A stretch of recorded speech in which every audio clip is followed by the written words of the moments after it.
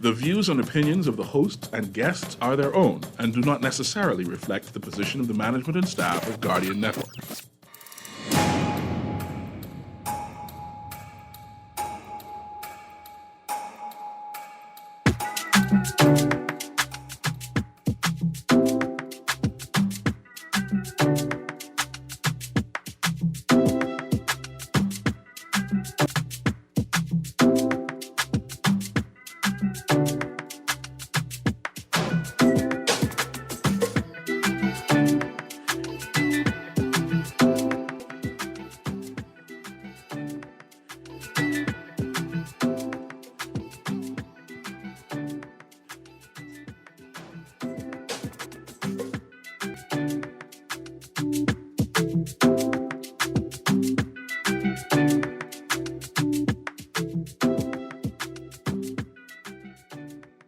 Na boo boo, na na na boo boo. Man, how you see it? I can see clear as day. Don't make sense coming to the convention, I can tell you that. The Bohemians one day look in your eyes. Are you telling the truth? Or is this just another lie? Good yawning this morning. Welcome back to Guardian Radio 96.9 FM, your station for fresh news, smart talk all day. It is Tuesday, the 26th of October, 2021, and you are on the Greene. On the clock, we engage organizations, institutions, social and cultural leaders, and ordinary people, and sometimes made-up people, to better understand the impact of public policy, private sector development, and emerging consumer trends. On the clock, we have conversations that help us understand and navigate a rapidly changing Bahamas. Well, I can't go on the cliff's edge with that little teaser. That is a snippet of the latest track by Solo Made, our very own musical, political satirist. This is an improv musical artist. This is another one of those tracks that he just came up with on the fly.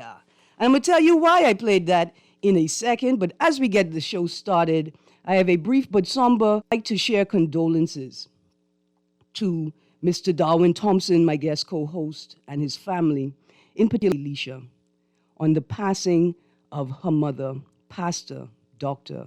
Karen St. Cyr. My deepest, sincerest condolences on this. Good morning. Good morning. Now, you see that song right there? It's Solo Made say, so when the Bahamian people look in your eyes, that is the moment. That is the most important moment. That is the moment when the Bahamian voter or citizen can determine the sincerity with which you come to them. Bahamians are nice, easy people, you know. We are not inherently corrupt or crooked or, skullduggerous. That's me, that's slightly crooked, I just make up words. We are not inherently any of those things. The beauty of a Bahamian is when you look them in the eye, they have a hard time telling you a lie. This relationship between politician and the citizen is so important. But you wouldn't think that when you listen to the political class, It's like they don't sort of get it. Anyway, I'm referencing two articles on the cover of today's Guardian, Tuesday the 26th. The first is, Johnson will run for FNM chairman. Former Yamoussoukro MP Ellsworth Johnson said he intends to run for chairman of the FNM when the party holds its full convention next year. Johnson said his decision was made after speaking with his family, friends, and God. Opponents, he said, I've spoken with the current chairman. I've told Michael Fawkes that I was of the view that my good friend and mentor, Dr. Sands, was running. I told him that. I've always said this to the party. The party deserves a chairman that is articulate, eloquent, charismatic, fully aware of the issues, both social, political, and economic, historical also, and is able to deal with those issues. Well, there's what I find glaring here. This gentleman has not indicated that he's spoken to the people. The people of the party, the people of the country. You haven't asked anybody if they want you there. And this is why it's important. A lot of people are going to say, man, Erin, but this is internal party politics, right? Like, you're not an FNM. This has nothing to do with you and other actual FNMs, right? And I'm going to say, as long as political parties continue to act as if they have been voted in by God to serve us, and we must submit to their decisions, right? As long as these parties continue to operate within the same culture where they assume once they've gained power that they and they alone and their party members can run the country, and we, the people, have no right to inquire into what's happening inside that party that wants to run the country or is running. See, I just found that startling, particularly since Mr. Ellsworth Johnson is, or was, I'm going to be fair, is a human rights advocate. I find that stunning. Anyway, but let's also juxtapose that to the story right under it about statements made by senior pastor Bishop Hewlin Hanna. And he was speaking, in fact, let me just read from the article, written by Jasper Ward. Many of the individuals who seek to enter Parliament are arrogant, according to Church of God of Prophecy East Street Tabernacle senior pastor Bishop Hewlin Hanna, who added that some individuals become so giddy with the desire to occupy offices that they forget that they are accountable to a higher authority. See, from the first paragraph, I loved it, because they are obligated to a higher authority. Hanna made the comments while speaking at the FNM's 50th anniversary church service at the Tabernacle. He goes on to say, we are so giddy with the desire to occupy offices that we forget that we ourselves should be subject to a higher authority. If nothing else drives you on your face to humility, this should. God does not need you. You need God. See, and that's where I sort of pause. Because I'm not saying that Mr. Hanna is wrong. What I'm saying is he's not correct. See, that higher authority that they're accountable to is the Bahamian people. Now, while we all have respect or deference for faith, for God that we worship, and for other people's faith, how is it that the political class continues to tell us that the politicians are more accountable to God than they are to us? Who are we? Who are we? Not just the people who pay your salaries, but we are the people for which your position exists. There is no country to govern without the people that compose it. There is no two meets to be had unless there's a meeting to determine the way forward with Bahamian people's lives. Everything you do, and you are once you assume that position, is to serve the function, is to serve the Bahamian people. That's it. We are the higher authority. We are the people that you answer to. We are the people you should be consulting. It's almost as if y'all think that y'all could rule with no concern to us. And we see this culture popping up everywhere, particularly in the police force. Particularly in the police force. I'll give you the call-in lines today. They haven't changed. They're the same. You can call us at 323-6232, 325-4316, or 325-4259. And you can text us on the Guardian Radio text line. That's 422-GR96. That's 422-4796, and that's powered by BTC. We're going to talk about this just a little bit. We're going to talk a little bit about police brutality, and then we're going to go into the second part of the show. Hold the line for a second, call. I get into you in a moment. See, it goes deeper than that sort of engagement at that surface, because that's just people talking.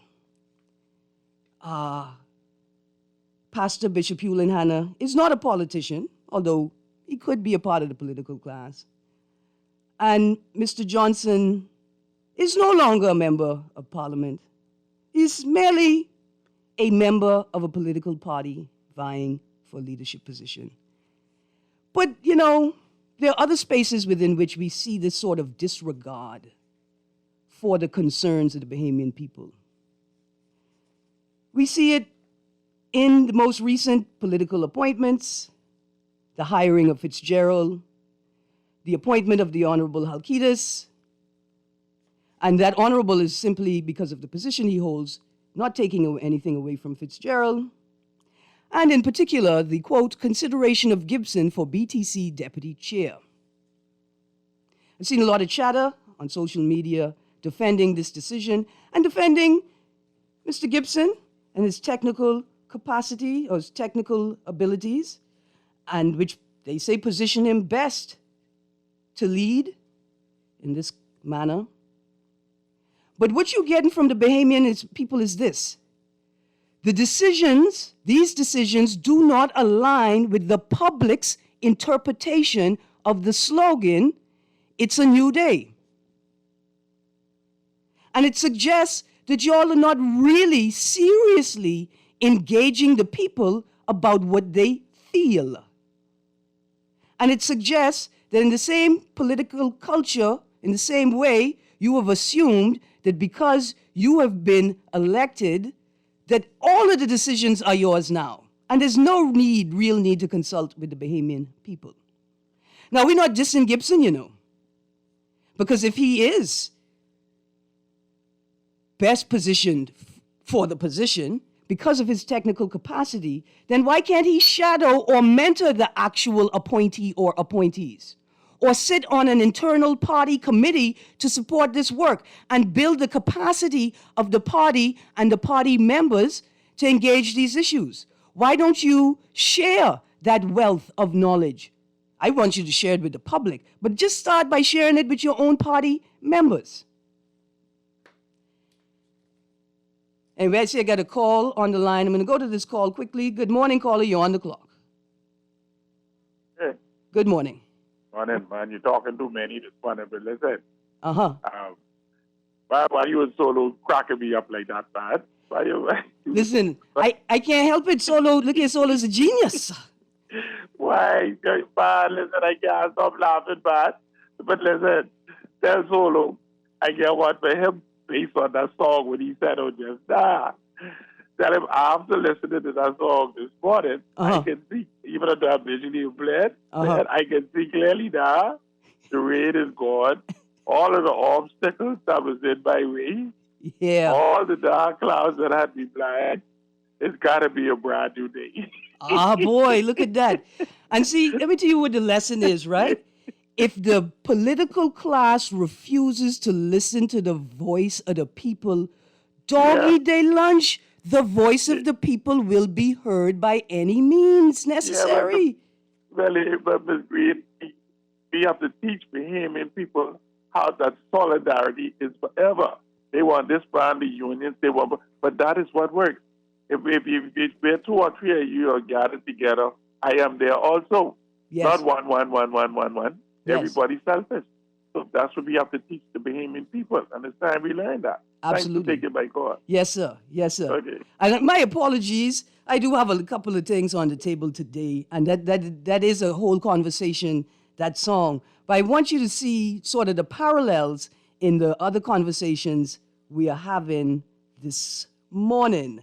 Because if the Bahamian political class refuses to listen to the voice of the people will not refuse to be heard.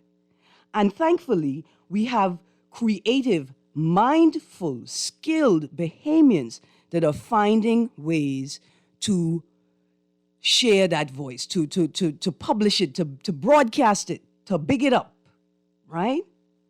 I say there's no such thing as a complaint to a politician. Everything is free consultation. You got to listen to the voice of people. Caller, you're on the clock. Ms. Greene. Hey, good morning. Sparky here. How you do? Right, first of all, I just have two matters I want to quickly run across. First of all, I've been listening to all the debates in regards to Mr. Shane Gibson yesterday, and since the news broke that the Prime Minister was considering making him deputy the director or whatever, chairman of Batelco, where we both worked for many years. He was a co-worker one time ago. He became a supervisor sitting the next desk to me. He became our union president for many years. We marched to Bay Street for the rights of the members of Batelco and their wages, what they were due. And we started led the fight. And then BEC fell in line and Water and Sewage fell in line because we were all working for the betterment of the Bahamian people and co-workers, whatever, wives and families. So I don't see what the big problem is in regards to Mr. Gibson. Whatever they said they had charged him with, he went to court. They found him not guilty. Yes. And I know him personally as a personal friend. Yes. Not only me being a PLP supporter for many years of my life, practically all of my life, but I've known him to be a good person. He's been a friend to me. He has helped me and many people when we needed help. Yes. I could say that personally, and I'd say shout out to Shane. Thank you for the times when you helped me when I was down and out. When my personal friends kicked me in the butt and said all kinds of things about me, disparately and everything, Shane and Sparky and Snitch and all of them, they came to Sparky's rescue. Thank you, Sparky. Now, on the next note in regards to politics, this is not green shade, red shade, and everything. I am a PLP supporter. I fought very hard, and the Bahamian people know that Sparky, they call me the Goblin now. Okay. Fought my butt off to get the PLP in power. Congratulations, Brave and the PLP. Now on the F&M side, quickly, I've you got 30 also seconds. been a friend from 1996 with Mr. Michael Pintard, who remember when my son was killed on Shady Street. He has always encouraged me to try and get rid of that pain, and not longer than this morning me and him spoke. And I encouraged him long time ago, take up the mantle. He's a well-trained young man. He's a well-spoken young man. He is trained in his profession, horticulture, and I think he means well for the Bahamian people in regards to agriculture and fishery, what me and you love. Yes, sir. And I think that Michael Pintard, as a leader of the F&M party, is the man who should take it on the F&M side to lead that party and get them back. Thank you, for Sparky. the sake of the country, not for the sake of... I got you. Thank you very much, Sparky. I really appreciate that. And to my listening audience, let me tell you why that contribution is important. Because I don't want you all to think I've beaten up on Shane Gibson. And the point that Sparky made is important, that he was cleared of all charges, right? He was not found guilty in court. Or has it not gone to court? But no, he's been cleared, right? That's not the consideration. It is that when the PLP came out with the slogan, "It's a new day," at no point in time did they say that they intend in bringing back these old faces and the positions they intend on putting them in. In fact, when we saw all of those new faces on the scene, we just assumed that we were going to see a slew of new people. In fact, one of my greatest concerns were, how are they going to build the capacity and the legal literacy of these new candidates so that they could perform at the level necessary, not just for governance, but for transition of governance in this chaotic period, right? That is the consideration in people's minds. Also, young people are sitting back in this country saying, well, what about us? And Gibson can be honored in the very same way or even better outside of the political system, not within it. And I suggest those who wish him well and wish all Bahamians well, that we will figure out how to separate the political class and political culture from the rest of life in this town. All the honorees are politicians. All the important people are politicians. It's like the only thing we worship in this town is politicians and God when it's appropriate, but mainly politicians. Anyway, I got a text here that said, please tell Sparky this has zero to do with whether Shane Gibson is a nice guy. Another text, no garbage pickup yet. Is that Cool Air or Fox Hill Road? Or is that Cool Acres? Cool Air. So there's been no garbage pickup yet in the Cool Air area or Fox Hill Road. And so here's what I think is happening. We're still waiting for the appointment of the new boards, right? And although Brave Davis said that he was leaving the old boards in place for a particular amount of time so that they can make a smooth transition out of those offices and prepare the way for the new teams to come in that space, there may have been some miscommunication or some breakdown. But if you're on trash duty, sanitation duty in that area, in the Fox Hill area, please don't forget Cool Air. And if you're one of them other trucks and you are up and running, help the rest of the neighbors them out, duck through that corner and help them and pick up their garbage. Good morning, Erin. Shane Gibson nor Fitzgerald should be in any position in this new day because of past experience. We have a lot of more qualified young Bahamians fresh out of college and filled with a wealth of knowledge and new ideas for new Bahamas. Persons just cannot separate personalities and politics. It is difficult. That's what I'm saying. Don't beat up on people because of it. It's difficult. Erin, who Bishop Hewlin Hanna was talking to because minutes give him that big chairman of Urban Renewal, and Urban Renewal didn't do so well. And that church, since its history, has never been used in a political event like what I saw Sunday. Erin, I know the saints are rolling over in their graves. Like I told you, we had a sort of precipice where the political will consume everything, but we, the people, have to determine what is sacred to us. What is sacred to us, and we will not allow to be tainted by politics. And there's a text here that says, Erin, do you believe O.J. was guilty of murder? Do you believe Shane was guilty? My point is, you can't paint a picture and then tell someone how to look at it. Give the position to someone else, is their text. All right, I got two callers, and then we're going to go to a break, and then we're going to segue sort of into the second part of the show. Good morning, caller. Good morning to what? Good morning. Yes, it seems like politicians, right? Uh-huh. When they're in opposition, they can see everything. But when they get their power, they go back to the old ways. Mm-hmm. This government right now, and them and their supporters, they happen to be blind to the fact that this government is involved in a policy that's going to make us a colony of China. You see, and this partnership, and when a government is in partnership with a private individual, whether they're foreign or domestic, the foreign individual is partners about profits. Mm-hmm. And it's like, what's good in it for the public? You Yeah. see, the public-private partnership. This government is taunting this thing with not explaining us the nature of this partnership. Whether it's just a loan facilities to keep the liability off their books, or whether some, what's total, there's a cost of ownership. Is there's an ownership involved? You see, so we need to hold this government to feet to the fire. Them and their cronies who still are politicking, who still pointing the finger at them. They need to see smart. Thank you. And make demands of the government. Absolutely, and be able to separate politics from governance. And I'm going to say, anyway, let's get to this next caller. I got so much to say. Caller, you're on the clock. Yeah, this is my first time calling. Good morning, and thank you. And I would like to say that, everything, all my thoughts gone, old lady. But the dump and stuff, regularly, when the F&M was picked up very often. Mm-hmm. The burning of the dump, all of that was fixed by the F&M. I don't smell it now, and I live in that area. Okay. Most of these things that the PLP is going over is mostly done by the F&M. Okay. And the people seems to hate Dr. Minnis with a passion. That's how it come across to me. But all things are in the hands of God.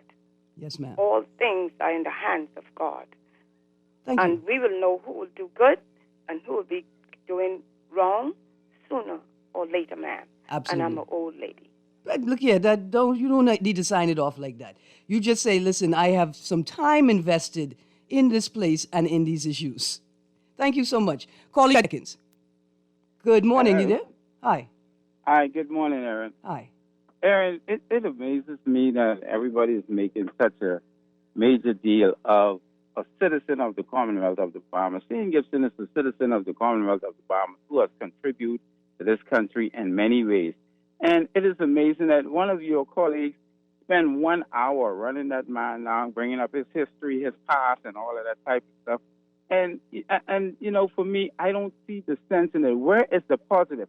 And all of the things that this man would have done for this country to advance this country forward and to benefit this country, all of the, you know, donations he would have made to different identities in this country and stuff like that. Who is talking about the positive of this man? Why is everybody focusing on the negative? Nobody in this country is perfect. Everybody has flaws. Everybody has faults. But who is going to speak on the positive? Why is no one talking about the positive things this man has done? Why is everybody on Guardian just highlighting the negative? So hold on, pause. First of all, you talking about the positive, and I giving you that space to do that. And I appreciate that, Erin, right? Because many don't do it. Right. You know, and I appreciate that because once you hit that note, some of them will start hanging up on you and everything, and I think that is deplorable. But I respect you, and I thank you for your stance and everything. Now, you're a journalist, so you have to highlight No, I everything. know journalists. You confuse slapping up with a little intelligence as journalism is two things. Okay. But anyhow, I call what you're doing journalistic, so, you know, you don't have to accept it as that. But, you know, but I appreciate your balance and everything, and continue to stay balanced, man. Continue to keep up the good work. Thank you. And so my critique is trying to highlight the good that is Shane Gibson and figure out how we the people could best use that. Because guess what? I, as a citizen, am upset with Shane Gibson returning to the political sphere. I feel like Shane Gibson is more valuable to the Bahamian people outside of the political sphere. I think that Shane Gibson can do the work like I want him to do and still support his party. Like I said, I think that with the technical expertise and the institutional knowledge, see, that's why these guys are being brought back on. The institutional knowledge. But Gibson can serve both the party and the people by locating himself outside of the political realm, like the party mechanism, and outside of the political culture by forming a telecommunications or technical institute or a unit as a part of BTVI to strengthen the telecommunications service locally, right? And that's the way I think that we can celebrate what is good in Gibson and still make a very necessary and vital critique in the political system. Thank you, producer. I almost lost myself. We're going to this break, and we're going to get back into the show when we come back. So stay tuned to 96.9 FM.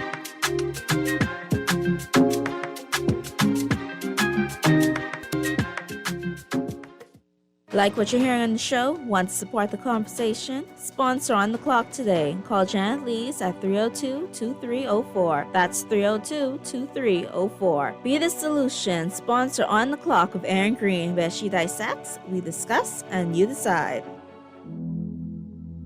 I've been representing all my life. I'm getting ready to make it count this time. Since it's 2021 for your family line, you better get ready. It's about that time. So tell mama to be ready. Tell it to the whole family. The rock the top forward too. The count depends on you. So tell Ted to go tell below. Lock it down on your calendar. Since it's 2021, this one's for everyone. This is Guardian Radio 96.9 FM, Nassau, Bahamas.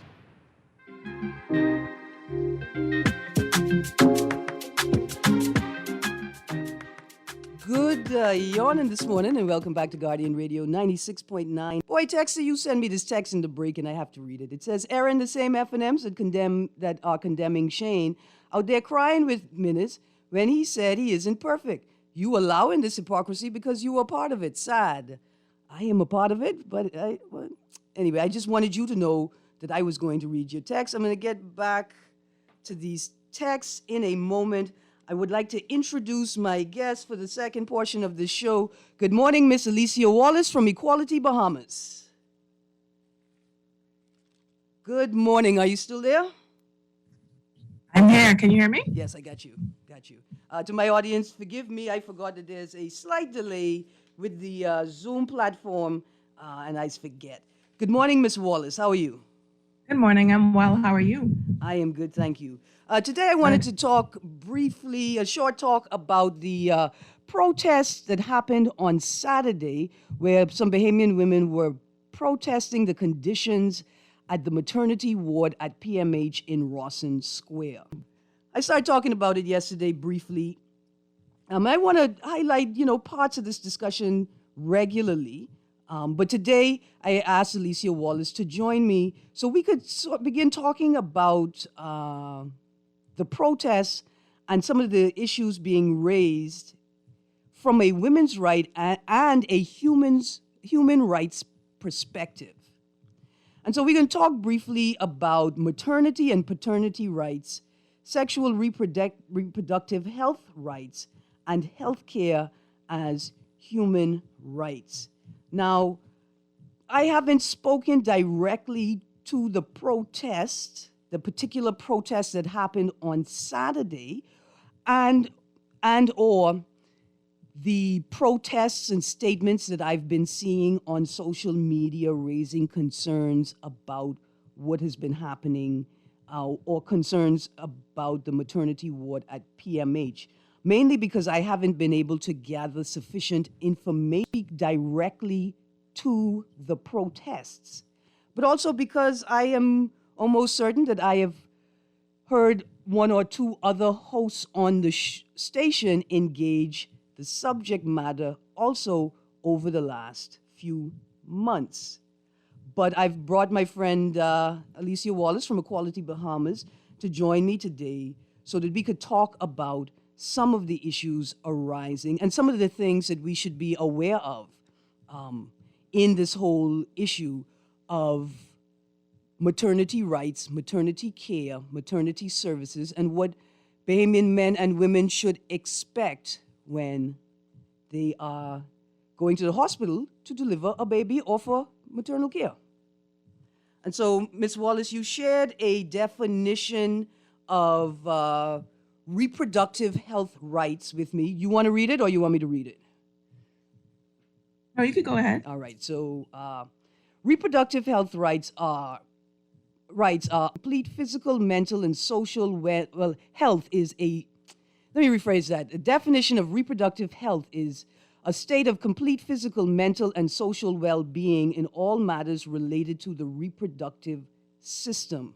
And so your rights would be having access to the services and care necessary to ensure complete physical, mental, and social well-being in all matters relating to the reproductive system. Yes. I have. So definitely sexual and reproductive health and rights are a crucial part of healthcare. It's essential to the achievement of gender equality and women's rights. It includes, safe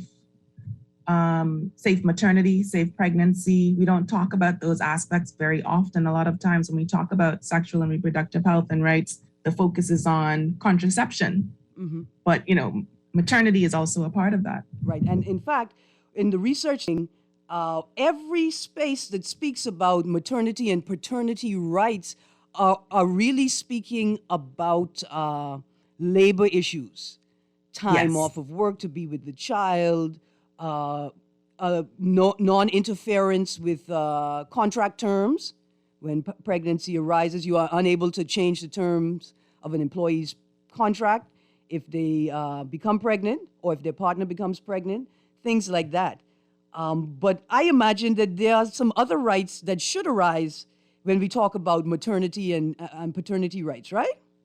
Definitely. And we still have some steps to go in terms of the labor side of it, because as we know, there's maternity leave, but paternity leave is really just 5 days. And we've been hearing a lot from men, Bahamian men, that it's not sufficient, that they don't want to leave mothers on their own with a baby after just 5 days, and many of them haven't gone through surgery or otherwise traumatic experiences and being left on their own to take care of a newborn baby as well as take. So that's an issue that we need to look at is family leave, parental leave. Family leave, and also let's call it paternity rights as well, separate from family, because we're also talking about men who may not necessarily be in a relationship with the partner at this time, with the mother at this time, but should still have a right to take time off to be available to support that mother, right? Absolutely.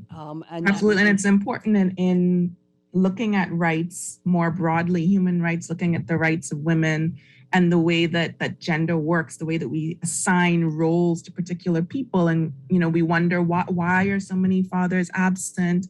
Why, when something happens, are we blaming the mother? Will we set ourselves up for that from the beginning when we say that women get 3 months and men get 5 days? Right. And I think in England, women and men, mothers and fathers, can get, I think, up to 26 weeks off. Yeah, in Canada, they can split it however they want. Absolutely. Now, this is sort of on the side. Do you think we're ready for that? Do you think the business sector, the state, that we're ready to configure our businesses and our economy in a way that supports fathers being a part of their child's lives at this early stage? Do you think we're ready for that? I think we've already gone too long without it. And if we keep waiting to be quote unquote ready, we won't make progress. I mean, we have to get ready. We have to put ourselves in a position where we can do what needs to be done. We can give people access to their rights in the business community. Corporate Bahamas will have to figure it out. They have to deal. Absolutely. The same way that they deal with every other new law and policy that comes into place. Mm-hmm. One of the things I noted while watching the protest briefly on Saturday was I didn't see a lot of men. I didn't see a lot of men at the protest. And I just think it's important to note, though, like you said, there's sort of many reasons why men, we have this sort of culture of distance with their babies, because they're not able to be there in that formative early time when the relationship is being built, right? Or the relationship is developing. But I think it's important for us, and I want to say to men that, look, I know that you love these babies, whether you love the mother of the baby or not. I know that there is an inherent connection to this child. Men could be protesting too. Definitely. Yeah. Definitely. And the systems that we're living within aren't necessarily friendly right. for men to be able to participate in this way. And that's why when we talk about gender, we focus primarily on women, but recognize that men are affected in a specific way as well by these gender roles and the way that our systems, policies, and laws are set up. Right. And thank you for phrasing it that way, because I wasn't trying to blame man, right? But thank you for articulating that the system is set up in a way that isn't very friendly to men, and could almost make them feel like they ain't included. But or give the impression that they're not supposed to be involved in a particular way. Right. And that's not true. And I see it in the eyes of men I know with babies and newborns. And it's disturbing to me, like the disconnect, because on social media, I'm seeing tons of images of men loving up their babies and the newborn babies and desiring to be there. And so it's important to support men in that. So that takes us to another question that I have. I don't expect you to be able to answer it. I'm throwing it out there. I would like anybody to text if I'm incorrect, but as far as I'm aware, there's a law in the Bahamas specific to New Providence that restricts or prohibits births outside of the hospital or a healthcare facility on New Providence. You familiar with that, Alicia? I have heard that. I haven't been able to put my hand on the specific law, but it definitely seems to be a common understanding that you're not allowed to give birth outside of a medical facility, right? A healthcare facility. And, this is quite interesting, seeing that we have family islands that don't have hospitals. Right. And so it can't be like that restriction can't be for family island women and mothers and fathers, because there is no free medical transportation to New Providence for mothers, expecting mothers, and for fathers as well, right? Or the partner, you got to put the whole support team in there.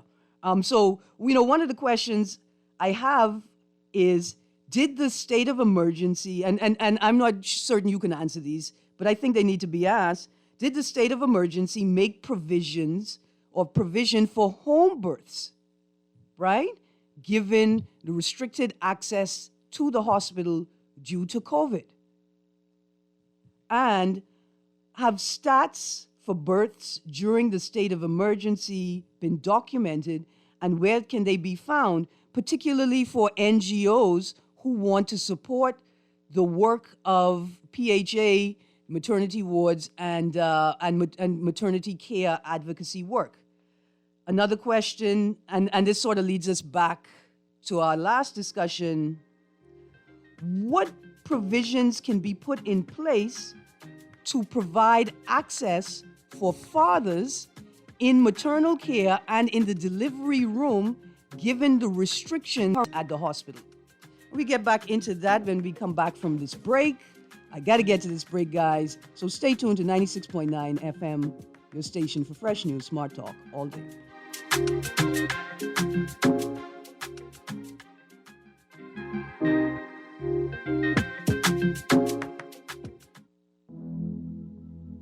I've been representing all my life. I'm getting ready to make it count this time. Census 2021 for your family line. You better get ready. It's about that time. So tell mama to be ready. Tell it to the whole family. The rock the top forward too. The count depends on you. So tell to go tell below. Lock it down on your calendar. Census 2021. This one's for everyone. COVID-19. Do not panic. Be prepared. Stay informed about local COVID-19 updates from trusted and reliable sources. Wash your hands regularly and be sure to have hand sanitizers readily available. Keep your surroundings clean and disinfect all carry germs. Talk to your family and friends about protecting themselves and staying healthy. For more information on COVID-19, check the Ministry of Health's website at www.bahamas.gov.bs/health and the Bahamas Ministry of Health Facebook page. This message brought to you by Bahamas Ministry of Health in conjunction with Guardian Radio. This is Guardian Radio 96.9 FM, Nassau, Bahamas.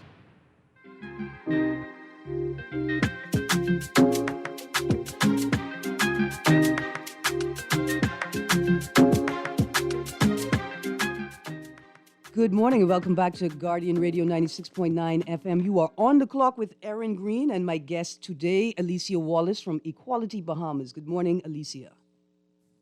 Good morning. We get back to this conversation. I got a lot of texts here, Alicia. I'm going to get to at the end of the show. I just want to make this. I got a text about this topic. Great show is we carry our child to Miami without the mother. That's now look here, I gotta have a whole show on this, right? Because that issue is, I think, rooted in a concern for parents in custody disputes taking the child out of the jurisdiction in an attempt to avoid following a custody order made by the court, right? But that's a big issue. And I can imagine men that are concerned about, I mean, I get it. I use the daddy of the child. This is my child. And if the mother dies, right? Like, I can imagine it's sort of hard for men to read the situation.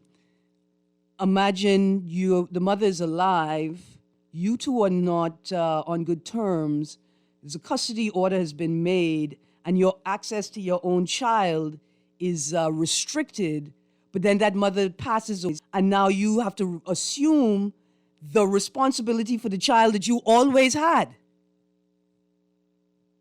Right? It can be difficult, but these are the things that we need to talk about. And from my earlier commentary, these are the things that the people are talking about. These are the issues that people are dealing with, and these are the things that the political class should be receptive to. So, Ms. Wallace, this question of what provisions, like short-term provisions, can we put in place, not just to improve conditions at the maternity ward, but to improve the dynamic for mother and father and their comfort and ease. And one of the things I thought about is that fathers are restricted from the hospital and from the delivery room because of the COVID protocols.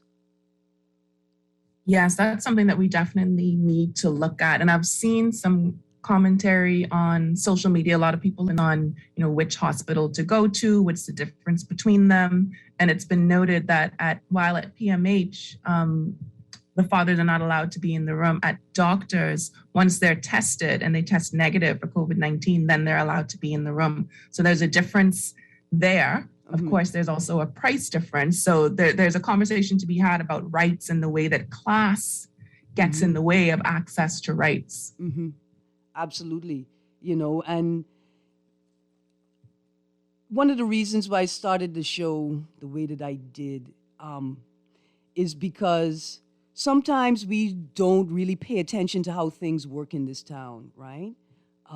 Politicians listen to all of these radio shows. Whether they support them with ads or not, they're listening, right? And they sort of take the temperature of the Bahamian public by which subject matters they engage in the public media. And sometimes politicians will fob off, or I hope that's inappropriate, I picked up, but they will brush off an issue because they figure, well, people ain't making noise about it. Erin Greene is talking about that, but they don't seem to be concerned. It seems like they want to talk about politics. And so these issues will become important to the political class when we, the Bahamian people, support the people who are having these issues and make them important to the political class. And it shouldn't just, like you say, these rights and access to these rights and services shouldn't just come with money, right? Like, oh, you could afford to do that. I think in particular about women on the family islands and family island births. And the questions I have for the political establishment is, what provisions and measures have been implemented to support prenatal care, births, and neonatal care and maternity care on the islands? And the specific question, is there an emergency medical travel policy for pregnant mothers on the island? We as a society decided that, well, if you want to live on the family island, you just get what you get because you know how it's like in the family islands. This attitude, I just don't understand.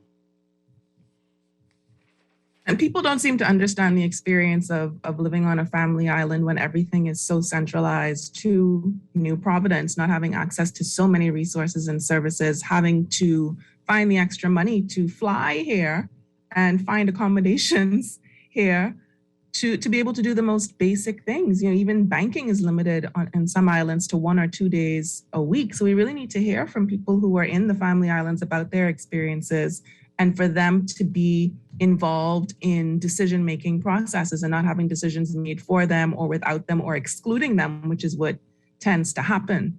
Yeah. Lisi, I got a caller and I got a couple of texts I want to run through quickly. Let's get to this caller. Caller, you got 30 seconds. Hey, Ms. Greene, how you doing today? I'm good, thank you. Great. I wanted to say something, but unfortunately, time doesn't permit. But what I want to say is, you have now, as I was driving, you have the platform. Use that platform to send a message. Every day, there doesn't have to be talking about politics. Like you got the lady in there talking about maternity and talking about the hospital. You have the platform that you reach. Let me tell you something, Ms. Greene. I have a cousin lives in Canada.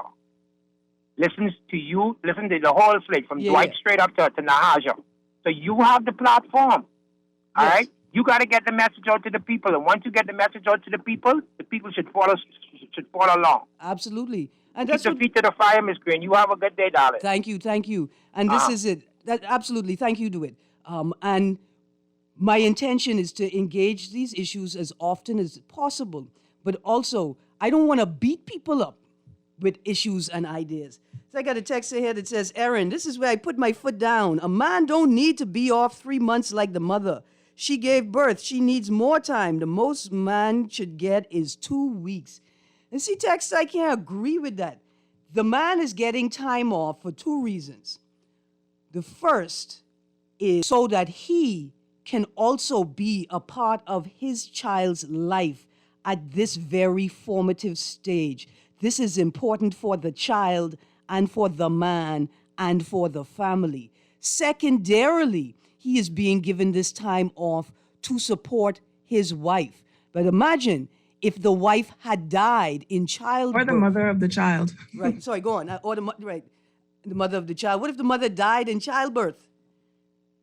Right? But it also doesn't have to be either or. Right. We can be advocating for women to get more time, which they actually should get. 3 months really isn't enough, especially for mothers who are breastfeeding, for children, for infants who have complications, and just even the most healthy, smooth birth. Mothers want more time at home with their babies, with their newborns. We can push for that while pushing for more time for men to be involved, to be able to help, to be able to support, to be able to bond with the newborn, to share in the task of taking care of a new. We need to set it up the way that we want to finish. If we want fathers to be involved in the lives of their children, then they need to start at the beginning, not when problems arise when a child is 13 or 14 years old. Absolutely. I'm so sorry. I'm all out of time, but I have a feeling we're going to continue this conversation. The last note I want to make,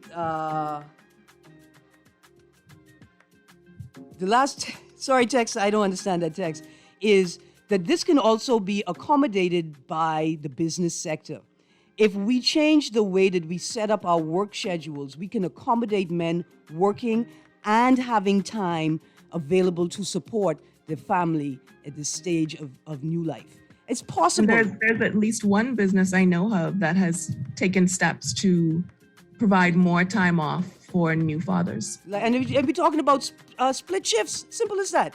Anyway, I really got to go. I didn't get a chance to get into this issue of police brutality and if the political class is really listening. Because one of these is if that officer didn't hear the new Minister of National Security make a statement about recording officers.